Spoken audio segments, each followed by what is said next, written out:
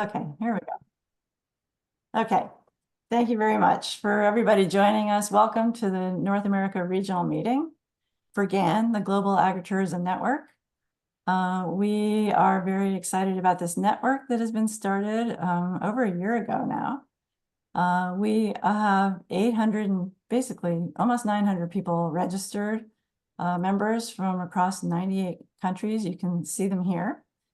And the US has or North America, I should say, has a fairly large representation, but there are other countries that have been joining and doubling their numbers in the last year. So it's quite impressive. It is free to be a member.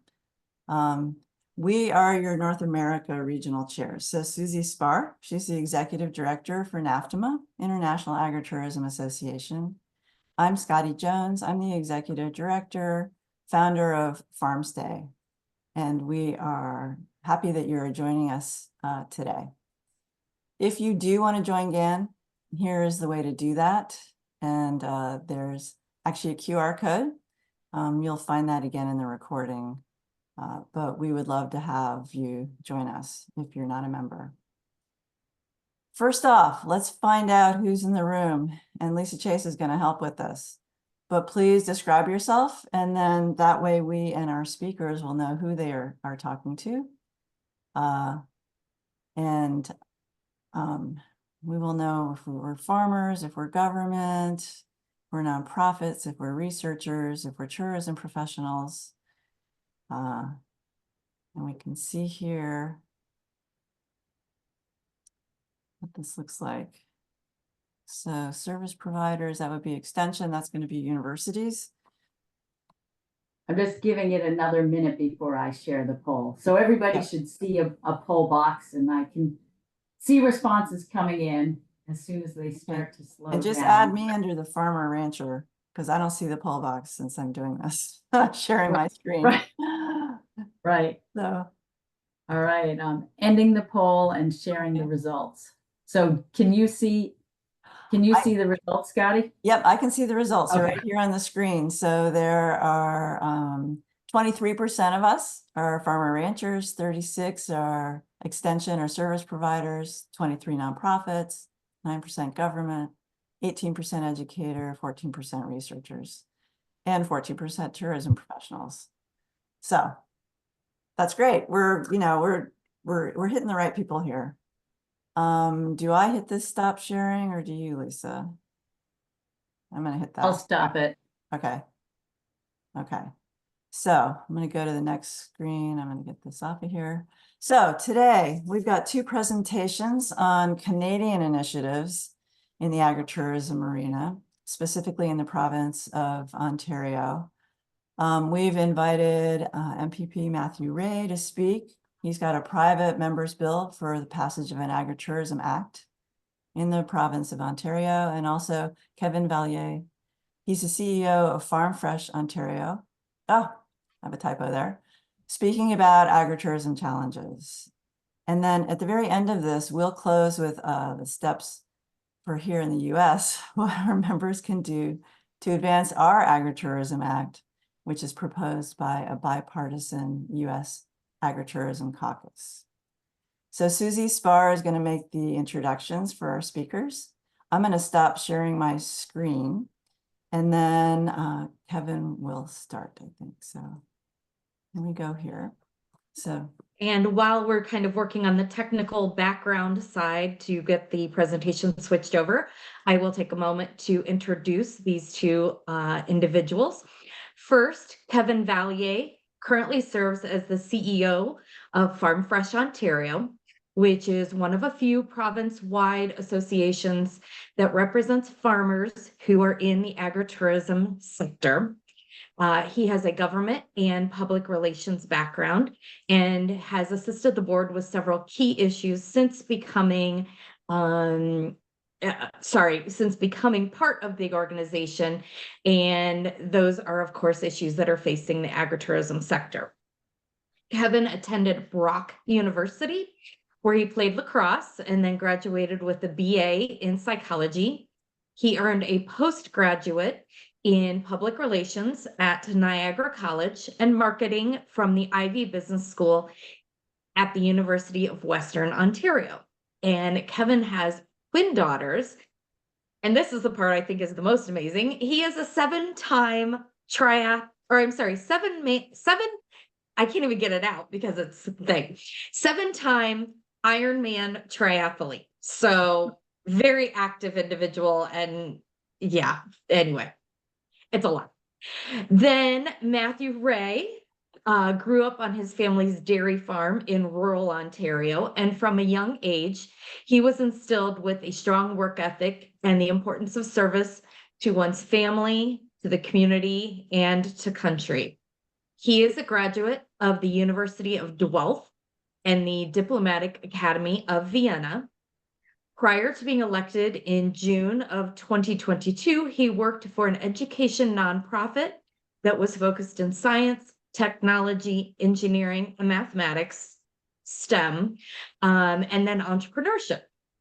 He currently serves as the Parliamentary Assistant to Ontario's Minister of Municipal Affairs and Housing. And prior to being a Parliamentary Assistant, he was also the Parliamentary Assistant to the Minister of Education. And he is also the Vice Chair of the Standing Committee on Procedure and House Affairs and a member of the Standing Committee on Infrastructure, Heritage, and Cultural Policy. And MPP Rae has tabled 2 private member bills. One, which is Bill 141, the Life Lease Act, which aims to improve the transparency and the accountability within Ontario's life lease communities.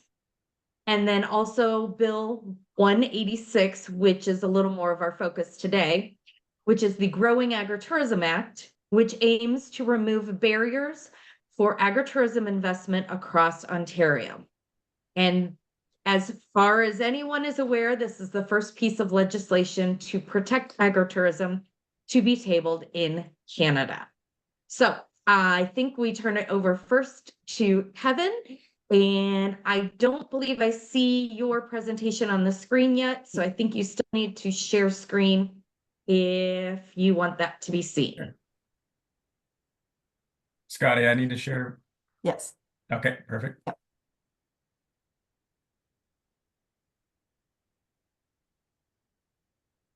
Can you see that okay? Absolutely. Perfect. Perfect. Great. Well, thank you all for having me. And it's been a pleasure to be part of this group. Basically, I think since its inception. And thanks for the kind introduction, Susie. I will say to start, it was a stressful morning. One of those twin daughters that I have had her driver's test this morning, and she passed. So I'm doing this presentation very relieved. So I'm just going to talk a little bit about our association, very high level, very quick, and then we can get to the star of the show, MPP Rae, to talk about his private members bill. And I don't want to steal too much of his thunder, but other than to say we're very much appreciative of our board and our members from his efforts. I think this started as we had what we call up here a lobby day. I think it was the first one our association had at Queen's Park, which is where our provincial parliamentarians do their work. And in our board chair's remarks at the reception at the end of the day, she had mentioned a couple of things: the skyrocketing insurance costs and the increasing litigious society that Ontario is becoming in a lot of ways, and that's impacting a lot of our members. And several MPs remarked after about, how can we help? And MPP Rae just kind of grabbed this thing and ran with it and did a great job. And I'm sure he'll mention this, but we look to our friends in the United States. There's a similar act, I think, and Lisa, Susie, correct me if I'm wrong, Scotty, I think there's 33 US states that have a bit of an inherent risk type piece of legislation. And a gentleman named Rusty Rumley, who I'm sure you all know, was very helpful with us. And we were kind of able to I always refer to it simplistically as the greatest hits from the different pieces of legislation in the US, and working with MPP Rae and his staff and our Attorney General kind of put built this to what suits Ontario. So I'll leave the rest of that to MPP Rae, but in terms of our organization, Farm Fresh Ontario, and a little tidbit, this name actually is probably going to change in the next couple of months. It'll be changed to Agritourism Ontario. Nobody knows that yet, so that's breaking news here. You heard it here first, the Global Agritourism Network. And the rationale simply is, well, this is a very nice name. We still got a lot of, what is it exactly you guys do? And when this name came up about 4 years ago, agritourism was still that word that wasn't really, people weren't latching onto it. People didn't really know it was diversified agriculture, it was agritainment, it was agritourism. And I think we finally got to the point where that agritourism name is just, it is what it is. It's going to stick, and that's what people are becoming familiar with. It's what we do. And so the board at our last meeting said, yeah, we agree. So let's do a little bit of a rebrand. So stay tuned.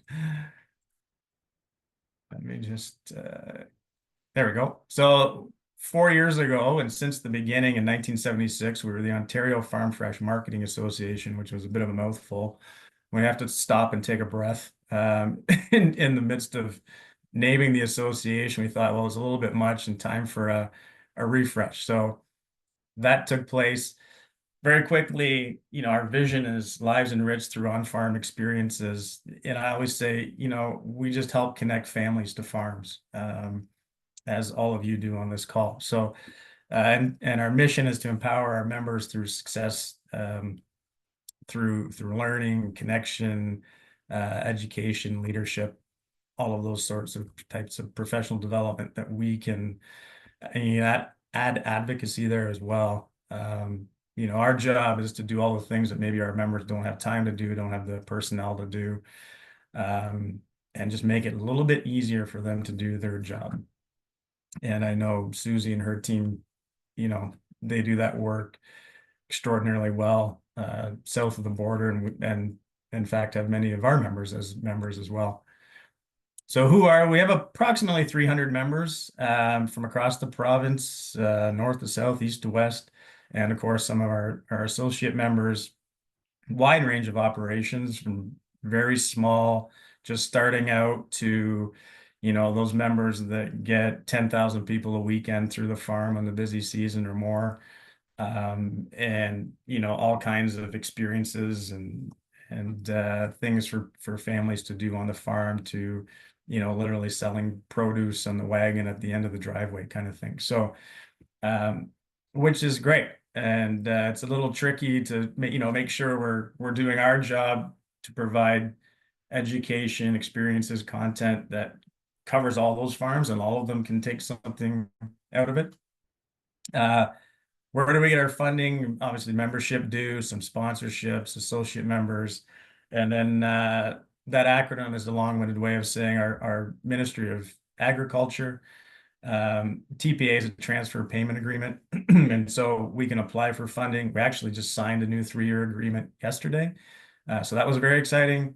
And so, those funds are tied to very specific projects. So we're doing an economic growth study, developing an agritourism app to make it as easy as possible for families and people to visit farms.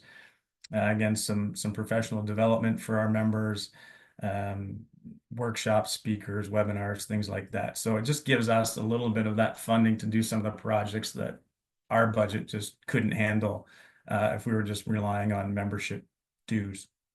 We have a volunteer board, about 11 members, again, different types of farms all over the province. One FTE, that's me. We have an accounting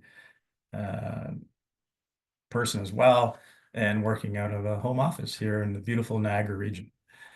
And again, very familiar to most of you on this call, some of the experiences you can see the long list there, and there's obviously a bunch more in it. As we've talked about on these Global Agritourism Network webinars, I mean, this list just keeps expanding and expanding and expanding in terms of what people are providing on farms. The last economic impact study that was done probably about 6 or 7 years ago, so it's a bit old, but it gives you a sense. is the 1.3 billion to the provincial economy. And again, part of the growth study will be where are we at now, but most importantly, where can agritourism grow in the province of Ontario? Sort of the what and why of the organization. We do, marketing the agritourism, diversified agriculture sector through the education and awareness. It's always a bit of a struggle with our members and our board. Are we public facing? Are we membership facing? And I see Susie kind of nodding as well. It was, I thought, oh, we can do this 50-50, but we're sort of drifting more to the membership facing, and we, through social media and other things, I see it as we're just sort of constantly reminding people to go visit a farm. We don't market individual members, but it's sort of like, hey, folks, don't forget to go out and get some produce at your local farm. Pick your own, take the kids through a corn maze, etc. So just kind of keeping it top of mind for people. The government relations and advocacy piece, of course, which we can get into, but again, red tape, rising insurance costs, liability, all sound very familiar to folks on this call, I'm sure. The education and professional development for members, the networking events, which are key. We do an annual bus tour, and I'm happy to say we are heading to Georgia in about 6 weeks. The northern part of the state, I had a great call with a lady who has, well, she actually just sold it, Buford Corn Maze in and around Gainesville, Georgia.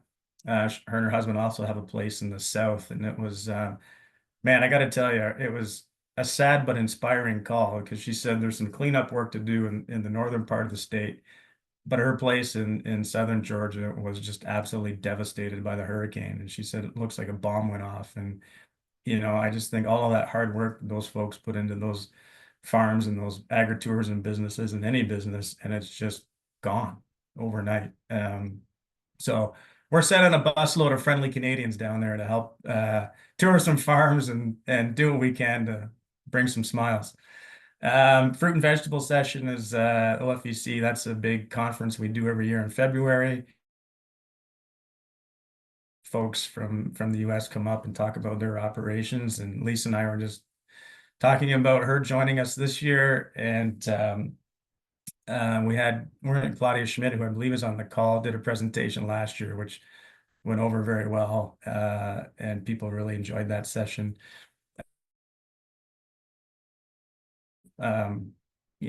Others in my 3.5 years is just branch out and work with other associations, and kind of how can we grow this sector by working with economic development folks and tourism operators and the other commodity groups as well. So instead of working in our individual silos, pardon the pun. So this will kind of segue into MPP Rae. Some of the opportunities, at least in Ontario, I think the popularity is an all-time high. It's one of the, I always hate saying this, but it's one of the positive things, I guess, that came out of COVID was, people being forced to look what's around them locally that they can do. And I think there was a big aha moment for a lot of folks. I went, oh, I can go visit my local farm. I never knew I could do that. I see it as the next big thing in Ontario tourism. And as I said before, our goal is to kind of keep it top of mind. People go to Niagara Falls, Niagara-on-the-Lake, Toronto, they see the CN Tower and Canada's Wonderland and all those things. But I want people to, when they're coming to Ontario from wherever, to say, hey, I've heard they've got a really great roster of farms in this province, and let's go check some of them out. Getting more support, we can see that exponential growth.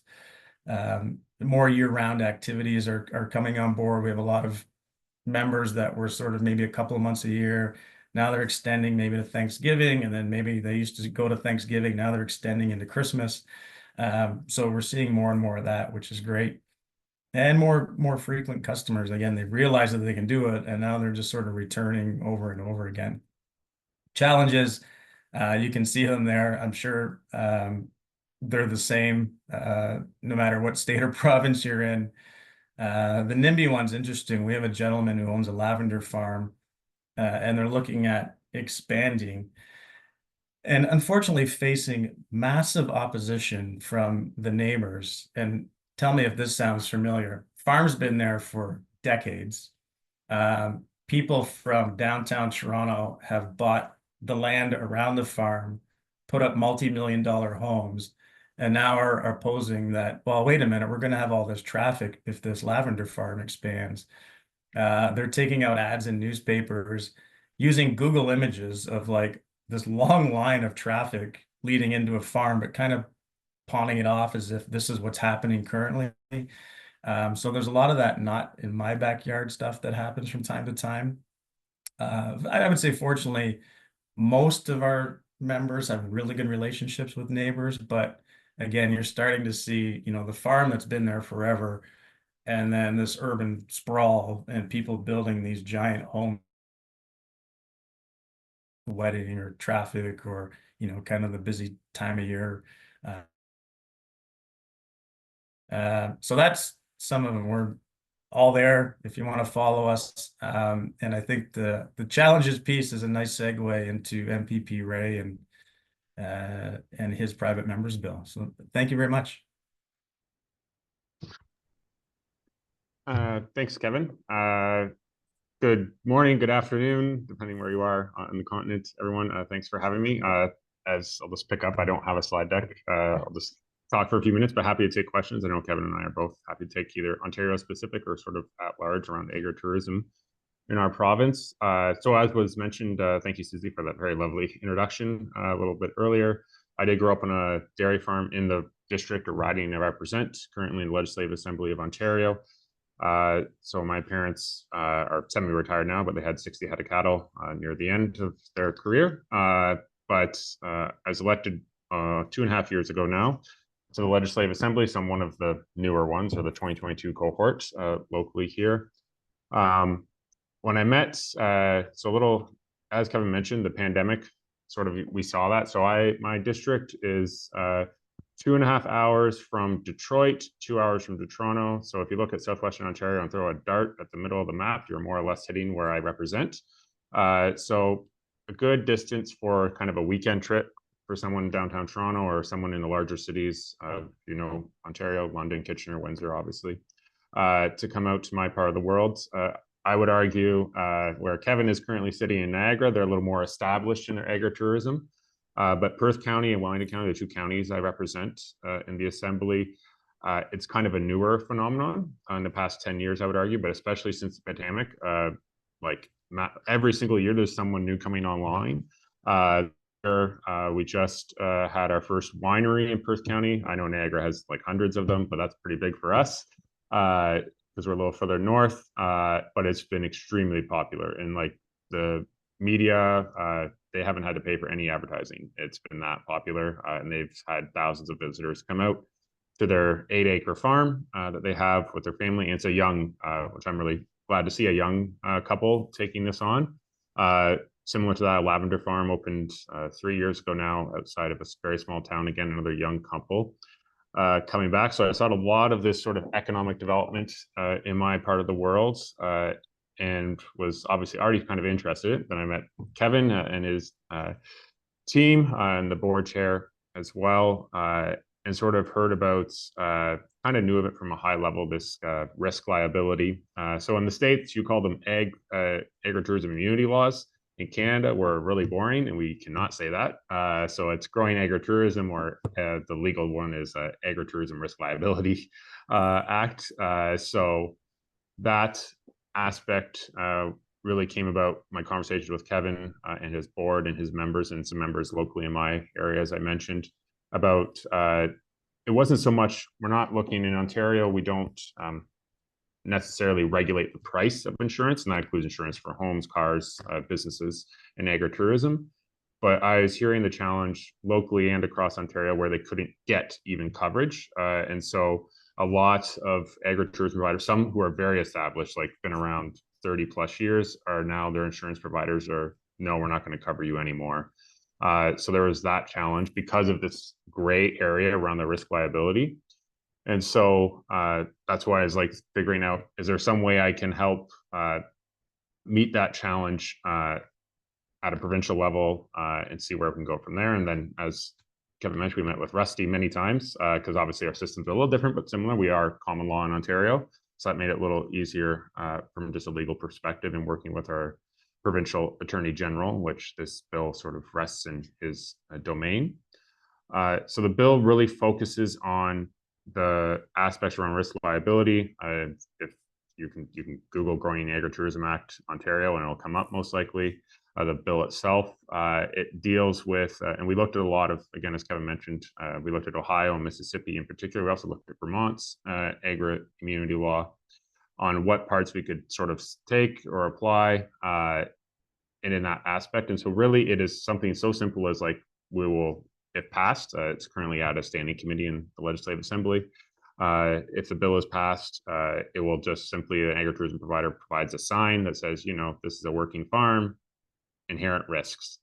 So the biggest challenge Kevin and his members find are people from downtown Toronto. I want them to come to my part of the world to obviously spend their money, but also learn about farming. So in Canada, which I'm sure it's very similar in the US states, many people are not like me who grew up on a farm. In Canada now, I believe it's less than 5% of people are farmers in all of Canada. And so people are very removed from the family farm in that aspect. So most, I hate to say it, most don't know what a tractor or combine is if you're a student in downtown Toronto, or what how you milk a cow or a goat or anything else. And so a lot of these providers are providing that sort of ag education aspect as well, just by organically. It's not, some do have offerings in that ag education sort of piece in Ontario, but it's just kind of organically happening because they offer that sort of, if there's apple picking, they may have a few goats. The winery, for example, that I mentioned that opened in my riding has goats as well, just because they're like, oh, it's a night pairing, they'll do that as well. And so those aspects around that are sort of the very diverse agritourism in Ontario, because we can grow peaches in Ontario too in some parts. And then obviously apples and everything else, and ice wine and everything we're famous for. But having that ability, so when a downtown Toronto individual, and I hate to pick on Toronto people, but I will, is they will come to whether it's Schneider's Farms in Kitchener or near Kitchener, and they'll come in stilettos, they will twist their ankle, and then they will sue the operator. That is currently allowed under, obviously, liability law in Ontario. Our Agritourism Act would prevent that if they put up a sign saying, you know, you need to wear proper footwear. This is ungraded ground. It is not paved or concrete sidewalk, obviously. So it's just making people aware of that. And we're seeing that more and more now. Or if you have animals, you know, a calf will butt you if you aren't aware of your surroundings, sort of thing. And so having some of that education, but also that protection around that has been very well received amongst both within agritourism, like with Kevin's members, but obviously we have a vast majority or variety of agri-commodity groups, whether it's our Ontario Farmers is essentially the main biggest one, which is the membership organization in Ontario, or whether it's wine, apple growers, you name it, they are all supportive of this because they see that benefit. In my personal view or opinion, I would argue in Ontario, at least, agriculture is changing rapidly, whether it's technology, the way the farms operate in Ontario. But I would argue anyone who has less than 100 acres in Ontario will have to offer some sort of agritourism in the future to make it work business-wise. It's just either you're getting bigger, like the farms we see in Western Canada, or you're doing something very specialty, whether you're growing strawberries or apples or offering that sort of on-farm experience. This month is like peak season for our operators in Ontario, whether it's apple picking, pumpkins, everything else. And so they're very busy right now.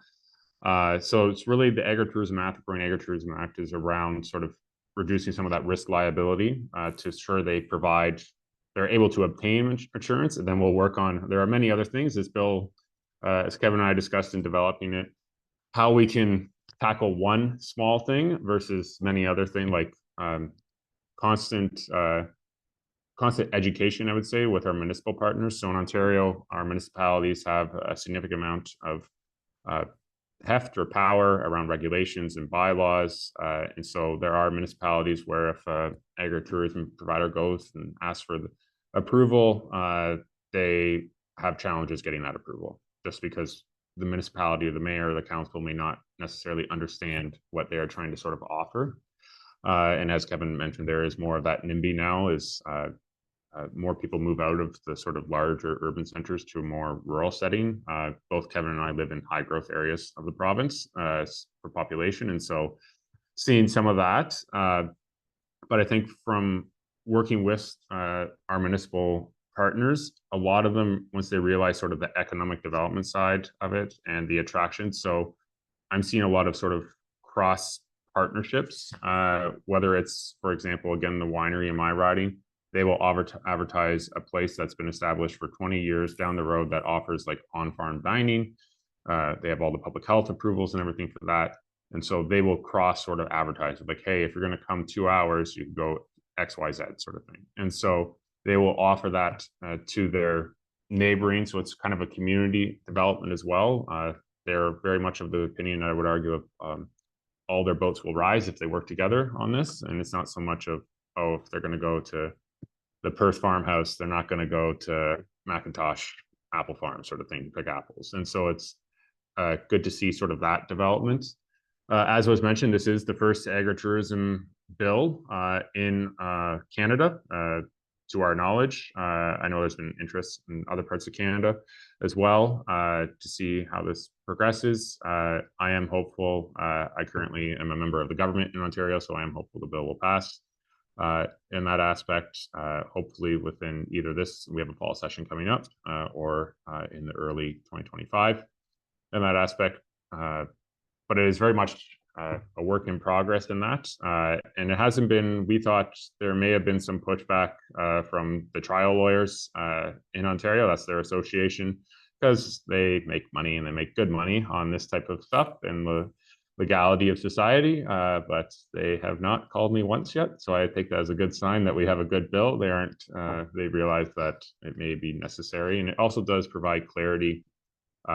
It's not, because there was some concern when we introduced it, that bad actors or agritourism providers who may necessarily not upkeep their properties, that it'll give them a pass.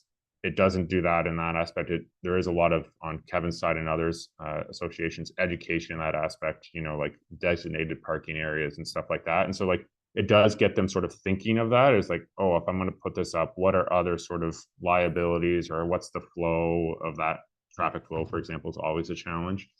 And so it does sort of spur that thought pattern amongst our agritourism providers. And so that has been sort of one externality I didn't think of when we were doing this. And so, yeah, it's been very interesting in that aspect, and very interesting road so far with Kevin and his team and others to get it to this point. But we're very hopeful that it will help at least alleviate some of the pressures. Again, we just picked one small area. There's many others, whether it's taxation, whether it's regulation, as Kevin mentioned, in Ontario, a variety of other things we can challenge or take on as a challenge. And so looking forward to those in the future, but hopeful in the next few months, this will be law in Ontario as well.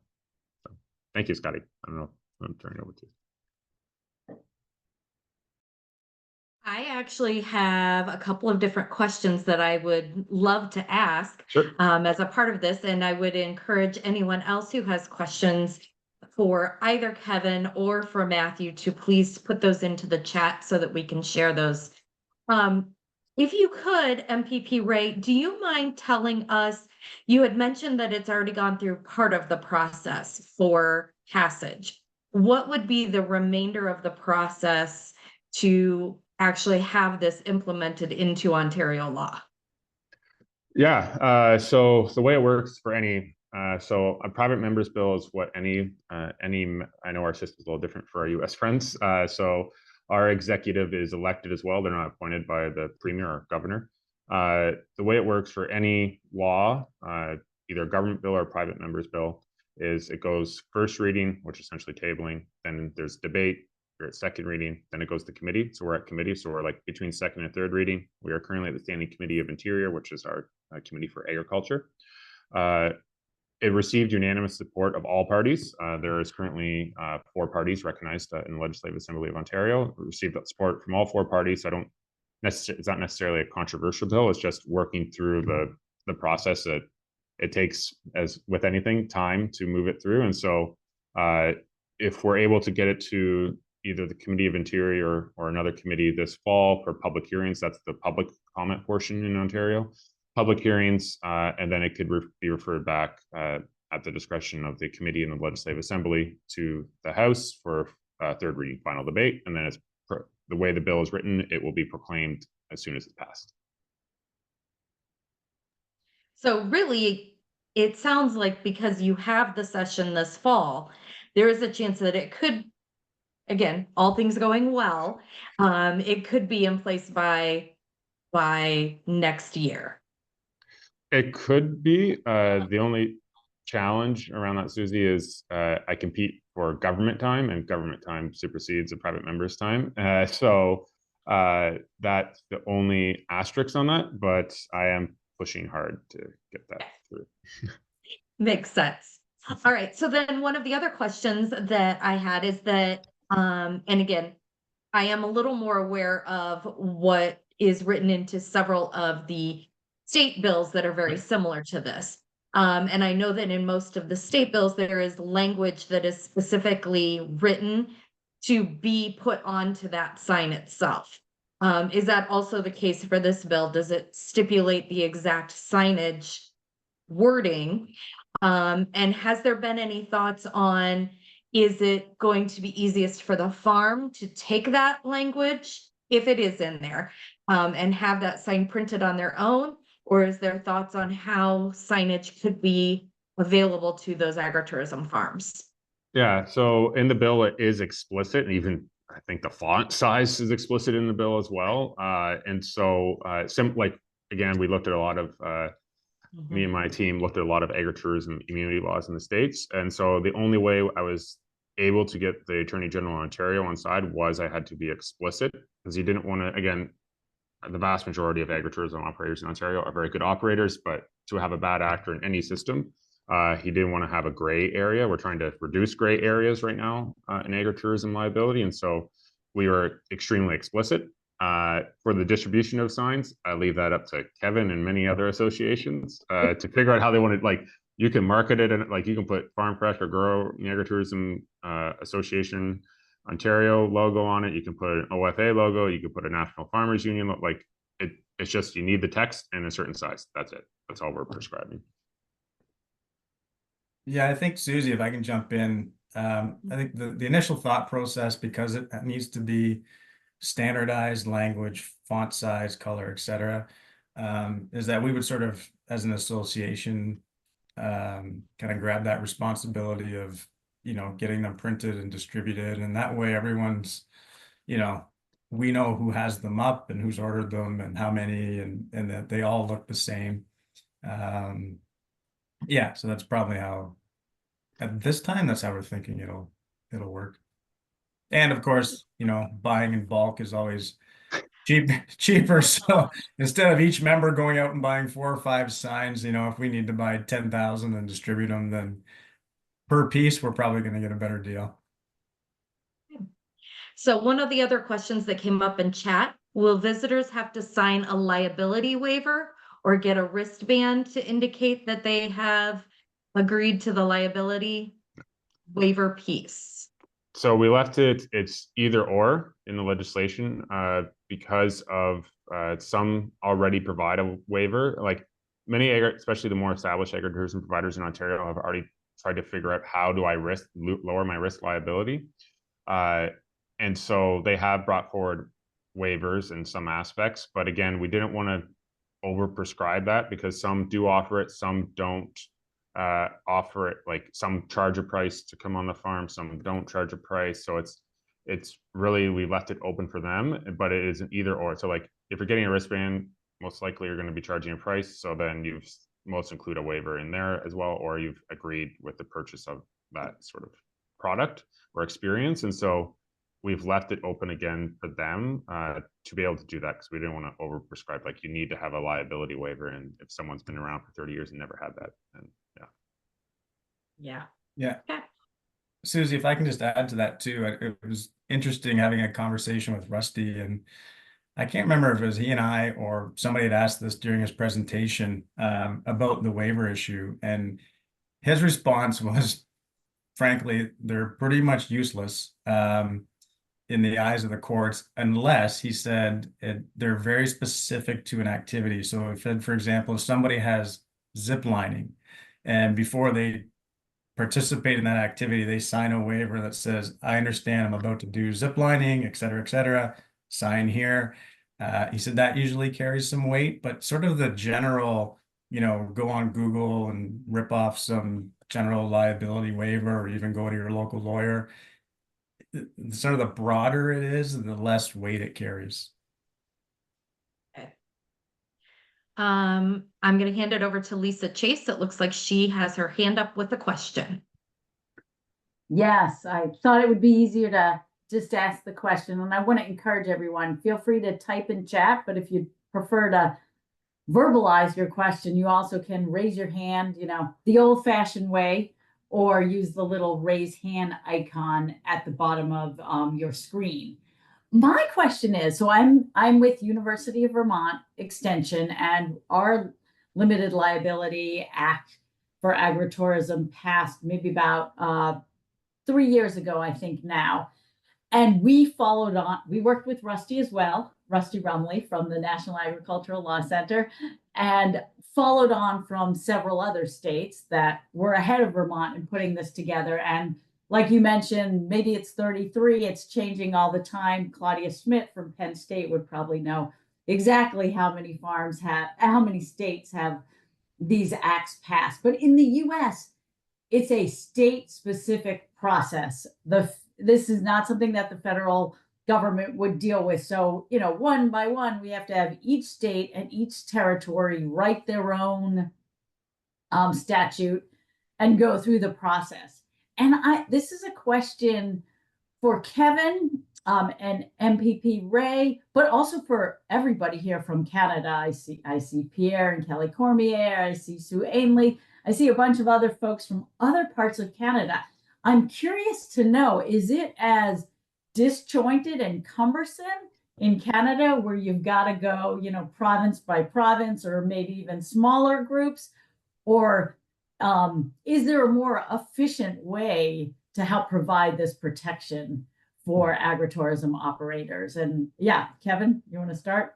I can start, and I think maybe Pierre might want to jump in, but I guess disjointed is probably the best word, but I think the reason it is that way is because agritourism is so new. And when I say new, relatively speaking, and new at this growth level and this popularity, I'll say, is probably the best thing. So there's a lot of, provincial level, municipal level, insurance, lawyers, economic development folks, city planners that are scratching their heads going, geez, we don't really know what to do with this group, right? Because they all go to their notebook and it's like, okay, paragraph 6 on page 12 says that you can do this. And well, you're not building a Walmart, but it's not an actual, it's not your traditional farm. And so everyone's trying to figure out what to do. I've had some conversations with our friends in Alberta, one in terms of the Growing Agritourism Act, and it's something that, of course, they want to look at doing there, but also just and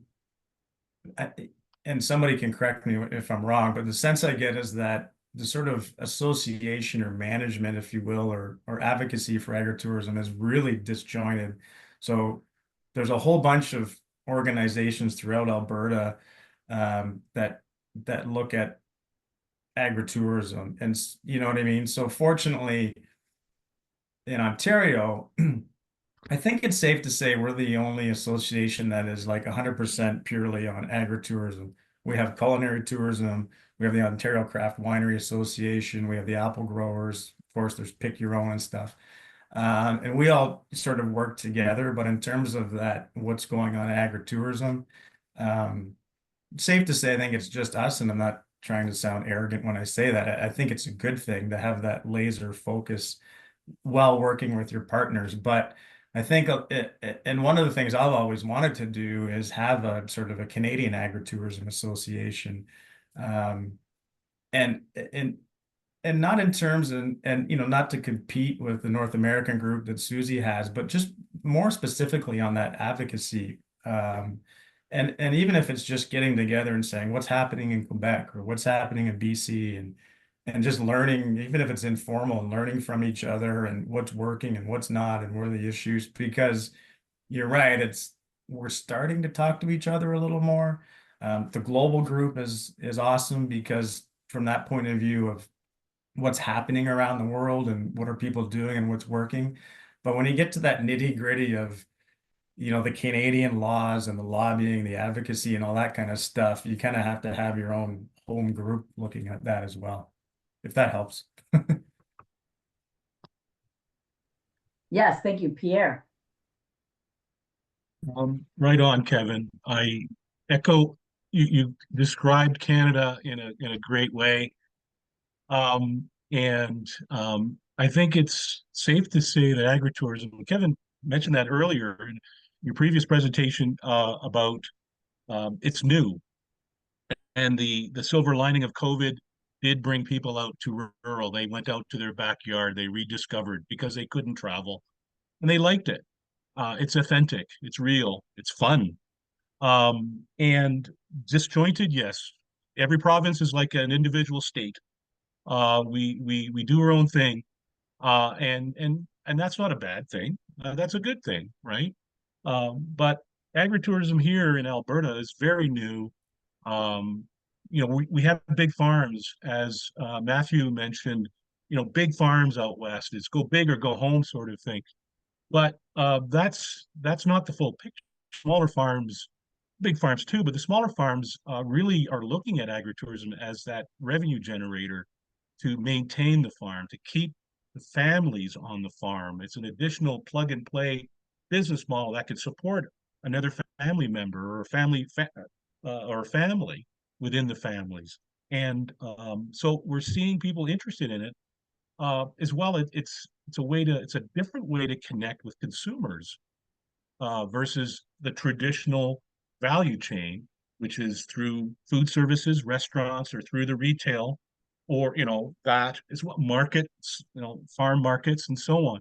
But it's another way to develop relationships directly with consumers to not just sell product and gain as much of the dollar, get as much of the dollar back in their hands, but it's also a great way to advocate and talk about agritourism. We've lost touch, right? And so urbanites are actually are looking for information and knowledge and about what's going on. Where's my food coming from? And the fun part, the life on a farm. It's not all hard work, but it's a lot of fun and it's fun to watch. So yeah, we do have a long ways to go. Ontario is leading the way. I love it, what you guys are doing. I wish you the best of luck in getting that. We, as most people, as human beings, we tend to follow the herd. So let's cheer you guys on. We're watching you in the States as well with some good stuff happening, statewide as well as national, the federal folks with the recent act happening that way there too. I can't get the right lingo on it, but so yeah, it's starting to happen, and I think folks here, as Kevin mentioned, we don't know what to do with this agritourism. So let's slot it in other things. It's a sad approach, but it's a very typical approach. So, but agritourism is a standalone, and it does work in coordination and in collaboration with these other areas, food tourism, or we like to call it in Canada, culinary tourism, and ecotourism, heritage tourism, cultural tourism, you name them. Ag is part of that when we're in rural, the rural part of the country. So there's a lot of education that's needed to help municipalities, which do make a lot of the rules and regs, the province, and the feds too. But I think it's really in the province and the municipalities' hands to do something. And so this is really important, and we really are looking forward to seeing that progress, and we can certainly follow along. So thanks again. I'll interject with a question to you, Pierre. In Alberta, have there been discussions of similar legislation? Or are we kind of waiting to see how Ontario does? We are not organized here, quite frankly. We are wanting to get organized. There are some people that do want to get organized, so then we can advocate and promote and educate to the public, but also within ourselves, capacity building and all that good stuff, right? So there's some discussions happening that to look to form a provincial organization, perhaps. Not going to push that, but there's discussions happening. A national organization makes perfectly good sense. So right now, agritourism is just parked and handled. It's basically it's a check off the to-do list with one weekend in August in the year that promotes open farm days, Alberta open farm days, and other provinces, jurisdictions, and countries do the similar sort of thing. And that's as far as it goes. And then they leave it up to the farmers to fend for themselves. And that's really not enough. So yeah, we definitely need to organize ourselves and create a platform to advocate. And I think Kevin suggested a great idea with a national that is out there to help each other internally, as well as to educate and share the wonderful experiences of agritourism out to the public in general. Thank you. Yeah. So there was one other question in chat. Scotty, I'm going to interrupt for a second. How long did you need for your final comments? My final comments will take all of 3 minutes. Okay. Three to All right, five. then we'll go ahead and ask this question. So the question in chat was, what have you found in dealing with the NIMBY situations? So I think, Kevin, this is going to be a little more directed to you. The question continues, in particular, protections for pre-existing farms who have been encroached upon by urban sprawl with new neighbors moving in and then complaining about standard farm operations. Is it easy? The question really is getting to, is it better and more effective to handle things on a local, as in local town community, or is it more on a small regional basis, such as a county, or on a state and provincial level? And so, Kevin, what experiences have you had in that regard? Yeah, I think there's a couple of things. One is, from what I hear from our members who deal with this, probably the best advice is to, build that relationship with your neighbors as fast as you can. Get out and get to know them, talk to them, have them on the farm, give them a heads up. Hey, this is probably one of our busiest weekends. A lot of the people would live around there anyways and get to know. And our members that have done that sort of since day one have a really good relationship with their neighbors in terms of the people that just have homes around the farm. I think the big issue is where a farm maybe wants to expand a little bit, or it's getting busier, or down here in Niagara we have a pumpkin farm, been around forever. And again, you get people that are buying property nearby. They build a house and they haven't really been around in September, October, and all of a sudden there's all these cars and it's busy, and they're like, wait a minute, I didn't sign up for this. What's going on, right? And so, and then putting my public relations hat on, I think it's always best to get ahead of that. So not only talking to the neighbors, but talking to your municipal planning folks, and working with the municipality in advance and saying, hey, this is what we're planning to do, or I just want to introduce myself. Just, maybe someone's new in the economic development or the planning department, and this is what we're doing. This is how long we've been doing it. Just want you to know we do our best to work with neighbors. You may hear some complaints, but feel free to open up that dialogue. And sometimes it's just a no-win situation, and you're going to have that neighbor that just kind of hammers away. I know in the Niagara region, some of our members get frustrated because there's multiple levels of approval they have to go through. So there's the we have the municipalities, and then we're all within the Niagara region, and then the Greenbelt, and then the Niagara Escarpment Commission, and then there we have the conservation authorities. And so sometimes you can go through like 4 or 5 levels and it all gets approved. And then, for example, the conservation authority comes in and says, no, we found an endangered salamander on that property. And so halt everything, right? And so it's just that that dialogue and that communication, I think, initially is the best way to go about it.